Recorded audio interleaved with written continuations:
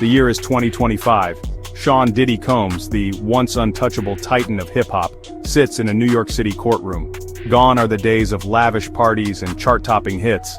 In their place stands a stark reality, a 20-year federal indictment alleging sex trafficking, racketeering, and a pattern of brutal violence.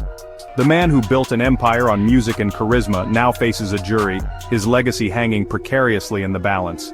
How did Diddy, a man who embodied success and glamour, become embroiled in such a dark and disturbing case? Diddy's journey began in the heart of hip-hop's golden age.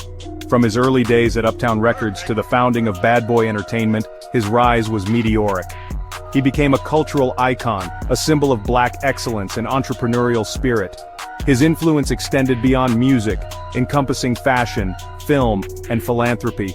He was, by all appearances, living the American dream. But beneath the veneer of success, whispers of a darker side began to surface.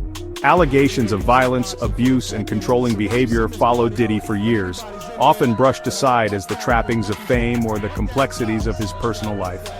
Now those whispers have evolved into a deafening roar. The indictment paints a disturbing picture of a man who allegedly used his power and influence to coerce and control women, subjecting them to horrific abuse. The alleged crimes are said to have occurred over 2 decades, spanning the height of Diddy's career and beyond. At the center of the case are accusations of freak-offs, drug-fueled parties where women were allegedly forced into sexual acts. The prosecution argues that these gatherings were not isolated incidents, but rather part of a systematic pattern of abuse orchestrated and facilitated by Diddy and his inner circle. As the trial unfolds, the prosecution has presented a parade of witnesses, including former employees, associates, and alleged victims, each offering a glimpse into the alleged underbelly of Diddy's empire.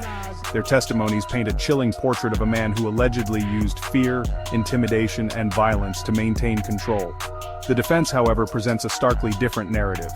They argue that Diddy, while acknowledging some past mistakes, is not a criminal mastermind but rather a flawed individual caught in a web of complicated relationships and false allegations.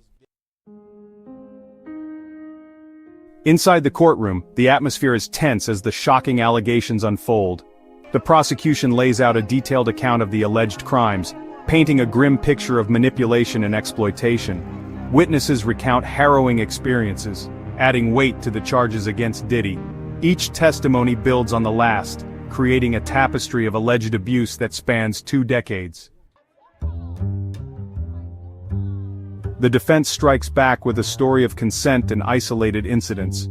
They argue that the relationships in question were consensual, and that any misconduct was isolated and not part of a broader pattern. The defense aims to dismantle the prosecution's narrative, presenting evidence and witness testimonies that challenge the accusations. Their goal is to portray Diddy as a man who, while imperfect, is not the monster depicted by the prosecution.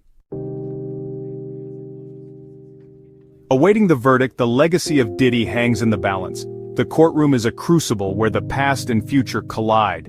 The jury's decision will not only determine Diddy's fate, but also reshape the narrative of his life and career. As the world watches, the question remains, will Sean Diddy Combs be remembered as a hip-hop icon, or as a fallen star brought down by his own actions?